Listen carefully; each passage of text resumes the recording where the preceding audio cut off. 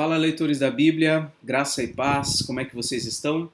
Hoje a gente vai ler no primeiro livro das Crônicas, capítulos 13 e 14, e vamos ler também Eclesiastes, capítulo 3. Vamos falar com o Senhor? Senhor nosso Deus e Pai, mais uma vez nos aproximamos da Tua palavra e queremos ouvir a Tua voz, queremos, ó Deus, crescer no conhecimento da verdade, que o Senhor nos revela nas Escrituras Sagradas e que tudo isso, ó Deus, redunde em honra, glória e louvor para o Senhor e crescimento, alegria e edificação para a nossa vida, nossa igreja, nossa família. Assim oramos em nome de Jesus. Amém. Então vamos ao primeiro livro das Crônicas, capítulo 13. Davi consultou os capitães de 1000 e os capitães de 100 e todos os chefes, e então disse a toda a congregação de Israel: se vocês acharem por bem, e se isso for da vontade do Senhor nosso Deus, enviemos depressa mensageiros a todos os nossos outros irmãos em todas as terras de Israel, e aos sacerdotes e aos levitas com eles nas cidades e nos seus arredores, para que se reúnam conosco. E então vamos trazer para o meio de nós a arca do nosso Deus, porque nos dias de Saul não nos valemos dela. Toda a congregação concordou em fazer assim, porque isso pareceu justo aos olhos de todo o povo. Então nós estamos revendo a história, parte da história de Davi, talvez a parte mais positiva, né, da história de Davi, da história dos reis. A gente vai ver aqui no livro das Crônicas esse aspecto mais triunfante, vamos dizer, embora também aparecerão alguns equívocos, erros também para nos alertar, lembrando que é um livro que será muito útil para o povo que retorna do exílio, né? Então nós temos aqui a história de Davi quando traz a arca, ou quando planeja trazer a arca para Jerusalém. Davi reuniu todo Israel desde Sior, no Egito, até a entrada de Amate, para trazer a arca de Deus de Kiriat Jearim. Então Davi com todo Israel foi a Baalá, isto é, a Kiriat Jearim, que fica em Judá, para de lá trazer a arca de Deus, diante da qual é invocado o nome do Senhor, que se assenta acima dos querubins. Puseram a arca de Deus numa carroça de bois, numa carroça de bois nova, e a levaram para a casa de Abinadab. Uzá e Aiô conduziam aquela carroça. Davi e todo Israel se alegravam diante de Deus com todas as suas forças, com cânticos, com harpas, com liras, tamborins, símbolos e trombetas. Quando chegaram à eira de Quidom, Uzá estendeu a mão para segurar a arca, porque os bois tropeçaram. Então a ira do Senhor se acendeu contra Uzá e o feriu, por ter estendido a mão para segurar a arca, e ele morreu ali, diante de Deus. Davi ficou irado, porque o Senhor havia irrompido contra Uzá, e chamou aquele lugar de Pérez Uzá até o dia de hoje. Pérez Uzá, que significa destruição de Uzá. Naquele dia, Davi teve medo de Deus e disse: como poderei trazer a arca de Deus para junto de mim? Por isso Davi não trouxe a arca para junto de si, para a cidade de Davi, mas fez com que fosse levada para a casa de Obed-edom, o geteu. Assim, a arca de Deus ficou com a família de Obed-edom durante 3 meses, e o Senhor abençoou a casa de Obed-edom e tudo que ele tinha. Bom, nós já lemos essa história, já refletimos sobre ela, mas é importante lembrar. É muito nobre da parte de Davi o desejo de trazer a arca para Jerusalém. A arca simbolizava a presença de Deus. E era um símbolo, assim, que não tinha outro igual. Era alguma coisa muito preciosa, ainda mais para um homem como Davi, que tinha o coração voltado a Deus, voltado à adoração verdadeira ao Senhor Deus. Então, foi motivo de grande alegria trazer essa arca para Jerusalém. Porém, o culto a Deus, as coisas de Deus, não podem ser feitas da maneira como nós entendemos ser corretas. Há sempre uma maneira correta de se fazer E como nós conhecemos a maneira correta? Por meio das instruções bíblicas. E nós sabemos que a arca de Deus não poderia, em hipótese alguma, ser transportada da maneira como foi transportada aqui, através de bois, né? Não podia, de maneira alguma. Aquela arca, ela era a arca do tabernáculo, que foi construída para ser um objeto, uma mobília, né? Um objeto que pudesse ser transportado. Então, naquela caixa tinha ali varais, onde passava ali uma haste, onde os levitas deveriam colocar aqui sobre os seus ombros, então poder carregar. Não podia então ser levado por animais, somente os levitas, homens santificados, homens que se preparassem para aquilo, devidamente nomeados, ordenados para aquela missão, é que poderiam fazer isto. E aqui acontece então que a maneira como essa arca é levada é errada, e então quando os bois tropeçam e aquela arca cai, esse homem ele se estende para pegar aquela arca, para não deixar cair aquela arca, e então Deus irrompe com ira contra ele, né? E a gente vai ver que vimos aqui que Davi fica decepcionado, fica irritado, e é o que muitas vezes as pessoas sentem quando têm boas intenções no modo, na maneira de querer cultuar a Deus e tudo mais, e aí vem um pastor ou vem alguém e fala, olha, não é assim que Deus quer que seja feito. É como jogar um balde de água fria, não é? E aí a pessoa fica toda chateada e tudo mais. Foi esse o sentimento de Davi aqui. Ele ficou chateado, ficou acabrunhado e tudo mais. E mano, bom, não tem mais jeito, deixa ela lá, até que posteriormente eles vão fazer do modo certo, e aí a arca chega lá e vai tudo bem, né? Muito bem, capítulo 14. Irão, rei de Tiro, enviou a Davi mensageiros, madeira de cedro, pedreiros e carpinteiros para lhe construírem um palácio. Então Davi reconheceu que o Senhor o havia confirmado como rei sobre Israel e que tinha exaltado muito o seu reino por amor do seu povo de Israel. Davi tomou ainda mais mulheres em Jerusalém e gerou ainda mais filhos e filhas.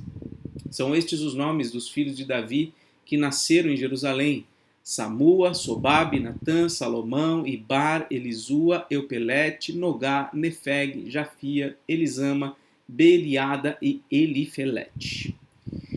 Davi derrota também os filisteus.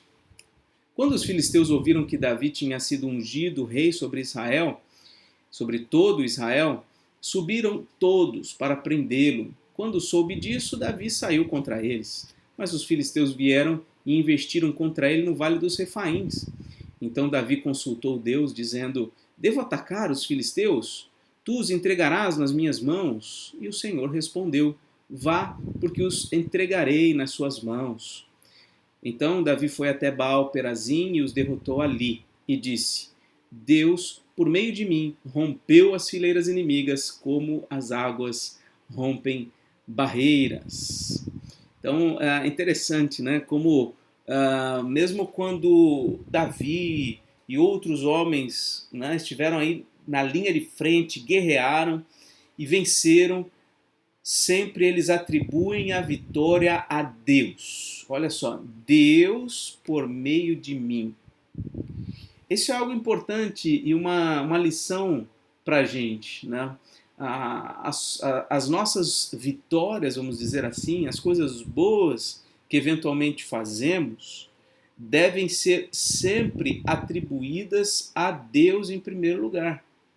Porque se há alguma coisa de bom que a gente realiza, é porque Deus, por nosso intermédio, fez. Não é de nós mesmos que as coisas boas advêm, né?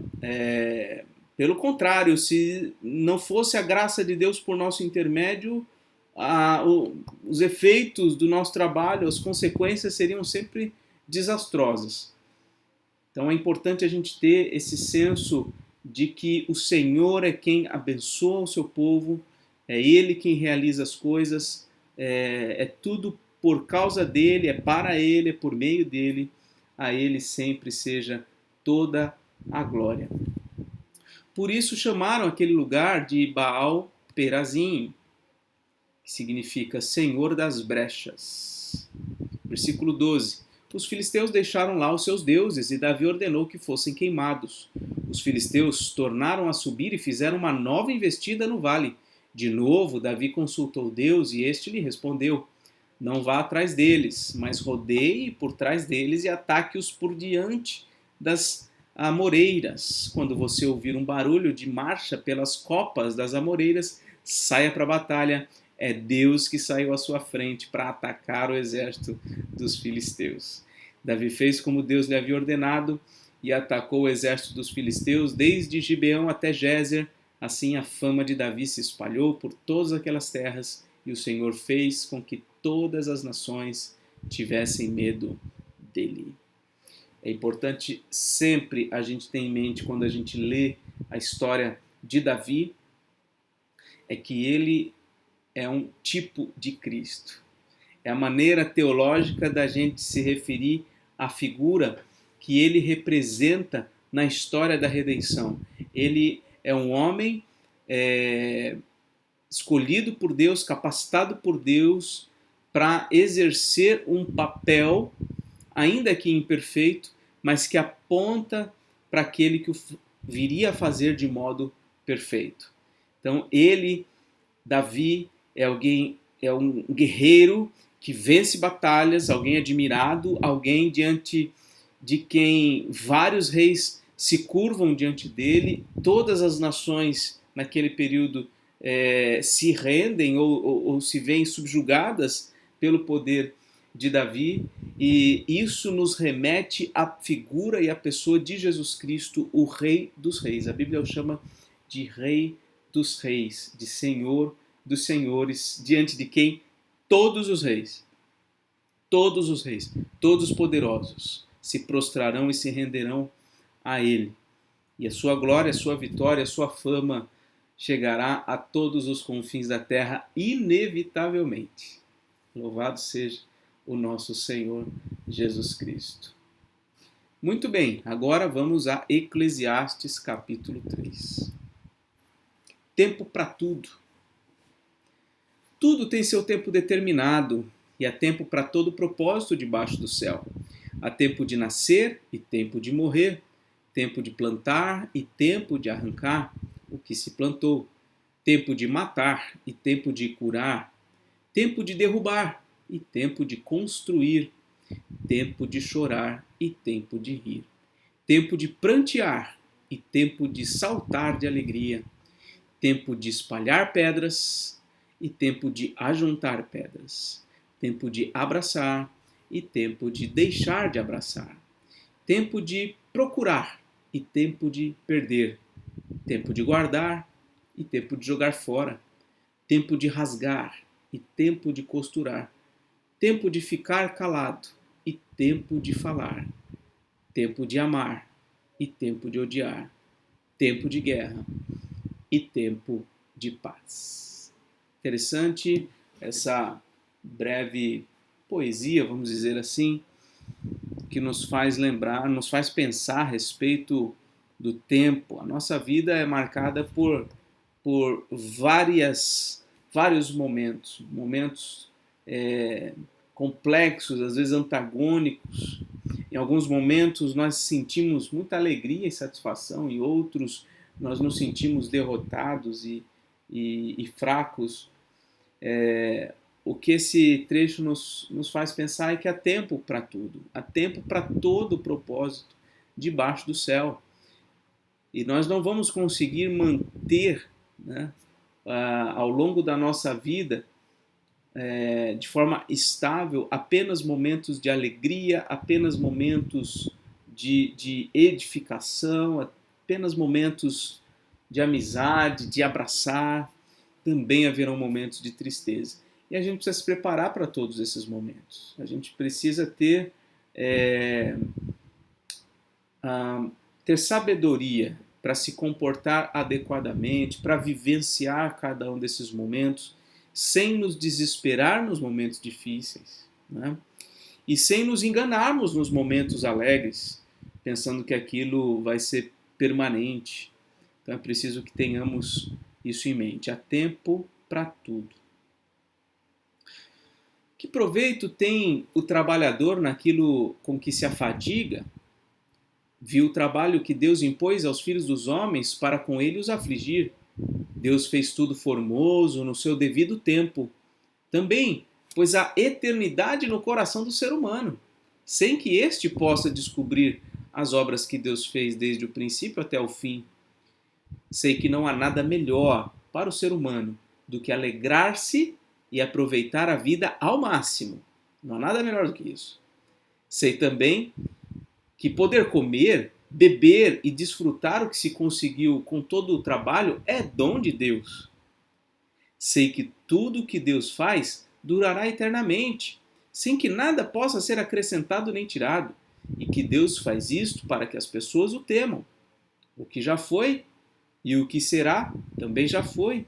Deus fará vir outra vez o que já passou. Uma reflexão boa também aqui a respeito da utilidade do trabalho. Ele diz aqui, né? Não há nada melhor do que se alegrar e aproveitar a vida.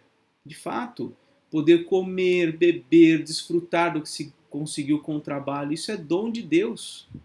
É bênção. É bênção a gente poder desfrutar daquilo que a gente conseguiu com o nosso trabalho, né? O trabalho muitas vezes é angustiante, é difícil, por vezes temos de fazer coisas que não nos são agradáveis.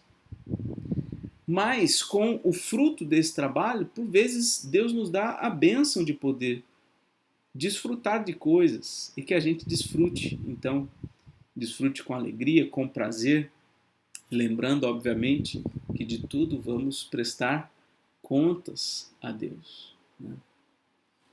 Muito bem, vamos continuar aqui. Vi ainda debaixo do sol que no lugar do juízo reinava a maldade, e no lugar da justiça havia mais maldade ainda. E é verdade, né? Onde deveria prevalecer a justiça, o direito, a coisa certa, é onde justamente reina a maldade. Maldade sobre maldade. Então eu disse a mim mesmo: Deus julgará o justo e o ímpio, porque há um tempo para todo propósito e para toda obra. Há um tempo. Os ímpios podem estar prevalecendo, a iniquidade pode estar sendo exaltada, a transgressão pode estar sendo a regra, mas Deus, no tempo devido, julgará a cada um.